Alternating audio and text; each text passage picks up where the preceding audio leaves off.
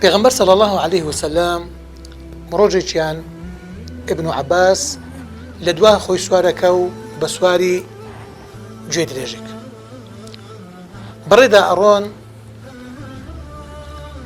ئەڵێ یا غولام ئەی گەنج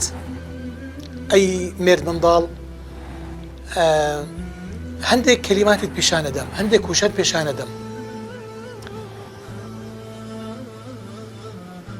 ئەگەر خوای گەورە بپارێزیت یعنی سنوورەکانی خوای گەورە بپارێزیت خوای تەبارەک و تەعالا دەتپارێزێ و ئەگەر سنوورەکانی خوای گەورە بپارێزیت بە بەردەوام ڕەب العالەمین لەگەڵت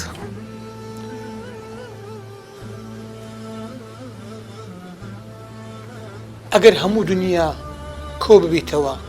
بە جن و بە ئینسانەکانەوە بیانەوێ قازانجێکت پێ بگەینن ناتوانن مەگەر ئیلا ئەو قازانجە خوای گەورە بۆتی نووسیبیت و ئەگەر هەموو دنیا بە ئینس و جنەوە کۆ ببنەوە بیانەوێ زیانێکت پێ بگەینن ناتوانن ئیلا مەگەر خوای گەورە بۆتی نووسیبیت رفعت الأقلام وجفت الصحف